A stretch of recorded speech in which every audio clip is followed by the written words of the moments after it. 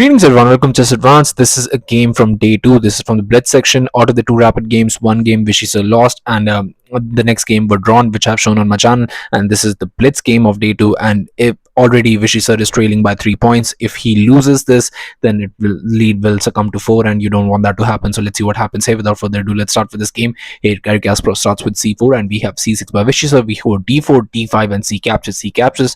This is the exchange variation, and now we go into bishop to d3, bishop to c7, knight to f3, e6, bishop to b4, and now just going for knight to g6, e3 now just knight 8 to e7, knight to d2, and just knight to c6. So everything good so far. What you want to do is maybe just remove the influence of this bishop here, maybe just play a move like that, or maybe something else. And what you want to do in this position is you want to castle here, and that's the thing that you want to achieve. But here bishop to e3 was played, so not letting that happen. Maybe you would be interested in castling a queen side, but let's see what happens here. You could go for a move like bishop to d7 in this position, but the thing is that after castles, h5, h4, and the thing is that white is already better.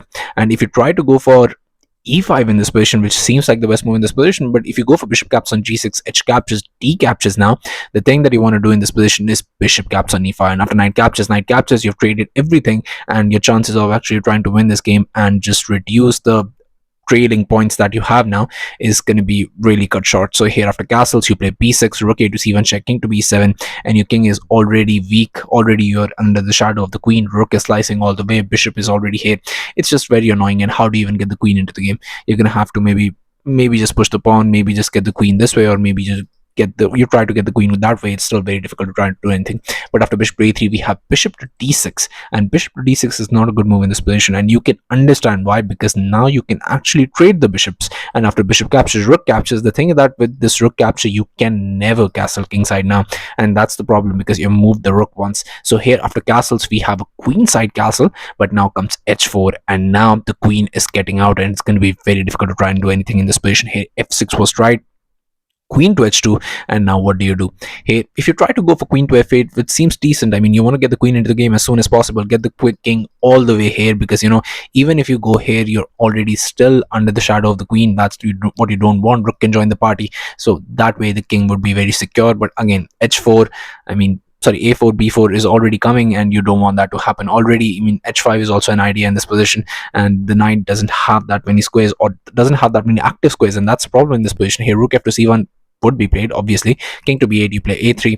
Now queen to e7, b4, and now you understand that this is coming. Here if you try a6, then b5, a captures, bishop captures. Already there's a lot of pressure. You're pushed onto the back foot, and in a game when you want to actually win the game and try to level the score, this is not the position you want to have. But after queen to h2, here knight g to e7 was played, getting the knight preemptively out, because you know that h5 is coming. So here rook f to c1 was played, king to b8, and just e4 in this position, just pushing that central square. Already once your king is weak, that's what you want to do. You want to open up the center. Is king to a8 was played, seems like a decent move, and now comes e caps on d.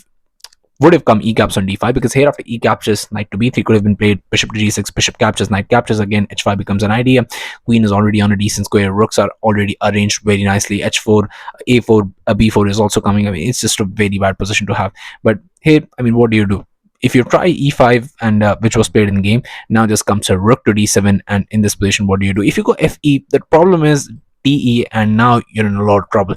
If you go rook to d7, just knight to b3 comes, and it looks the same as I showed you in the previous line, but now the trouble is your pieces are much more constricted, and you don't have any active moves. Say bishop to g6, if you try to trade much more pieces, just bishop captures, g captures, and h5, and now the trouble is knight to f8, and you can see that you're not just pushed onto the back foot, your pieces are very badly placed, and that's what you don't want in this position.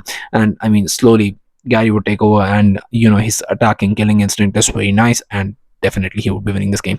But after e5, we have rook to d7, and here knight to b3 was played, and the move that you want to play is f captures. You want to eliminate that pawn. That would have been the decent move in this position. After knight captures, you play d captures, and maybe knight to c6. Maybe you try to do anything in this position, but the move that was played by Vishy sir was not one of the best moves in this position, and that completely blended the game. In this position, he thought that maybe you would want to actually, I don't know why he played this move. I mean, honestly, I have no idea.